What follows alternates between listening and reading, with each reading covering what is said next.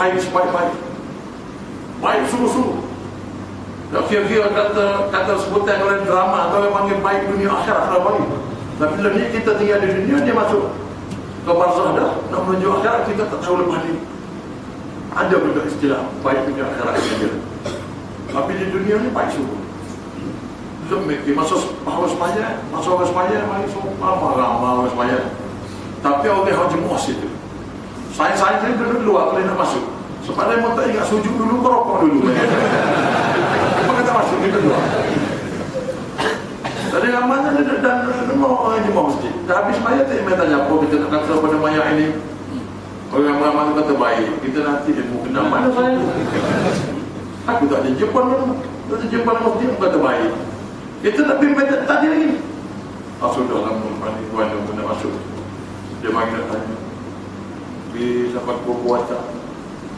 Dia memang baca. Maka apabila datang dua makhluk kepada mu, janganlah kau merasa takut kerana mereka juga makhluk Allah seperti itu. Maka apabila ditanya kepada mu, jawablah dengan tenang. Nak tenang mana? Dia tak tenang. Kita terima pun kata tenang, terima dia datang. Kalau dia bawa tu berada kata jawabannya. Kita tak mikir macam-macam sampai duduk tengok sampai habis. Dah habis orang keluar semua anak bini dia dah bunga tu. Pocok bunga siang kita tak tengok lagi. Dalam hati kalau duduk sini 4 petang kali mereka tak pagi pun. Masa kata 7 langkah. Bila lagi kita duduk sini tak pagi. Duduk. Anak bini dia pergi seluruh-seluruh kecil. Dia cokos. Apa-apa pom-pom dia robot je lagi. Lagi-lagi jauh. Dulu dah kawasan kubur juga, tapi atas tempat pondok duduk. Allah dia mari nampak. Dia mari. Kita dah atas dia hujan. Tapi nampak. Dengan ilmu dipelajari. Dengan rasa. Allah bagi kita nampak. Rasa mereka pun mari tanya lah. Marrabuka tak kena jawab. Tak kena. Marrabuka Allah tak kena. Jadi itulah itibah kita ambil. Aku kalau aku masuk akal jawab. Tak boleh aku jawab. Macam mana aku jawab? Lalu kita jawab, Marrabuka Allah Rabbi. Pasal aku jawab akal jawab. Akal pasal aku boleh jawab. Akal ada daya ingat.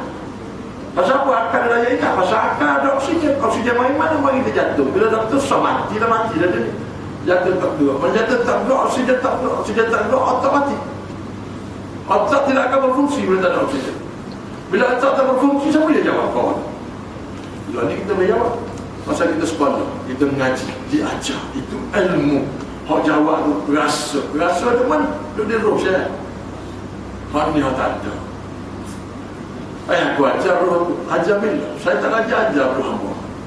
Hamba tak boleh hidup. Apa tak ajar roh hamba untuk mencari Allah. Untuk mengenal Allah. Untuk kenal Tuhan Allah. Siapa tak ajar. Jadi mustahil hari mati tu boleh sebut Allah Rabbi. Tak logik rasa. Maka atas sebab itu, banyak aku ambil masa.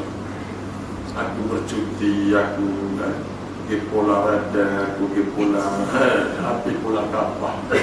Seronok hidup, gaji duit boleh banyak begitu, dia duduk hotel semua, tidak kenal siapa tuan dia. Maka di atas sebab melihat peristiwa itu aku tengok tidak ada satu harga sebab sayang buat mati tu kaya dia. Kaya. Dia kalau buat anugerah, dia panggil aja kalau betul-betul aja dengan anugerah laks awak pasal sabun lang buat di Pakistan 3 bulan kalau dia buat kerja tu gaji dia dekat $900 Malaysia. Mana pakar dia hebat. Dia kerja di Sepanyol, kerja di Jerman, kerja di Royal Albert Holland. Orang Melayu hebat. Tapi dia mati hari itu tak ada sahabat bau. Ada benda orang dia paling suka sekali, laptop Apple notebook. Tak bawa juga. Berapa lah benda yang paling suka. Dah kecil dia boleh bawa. Tak boleh kubur kali tapi nak masuk dia.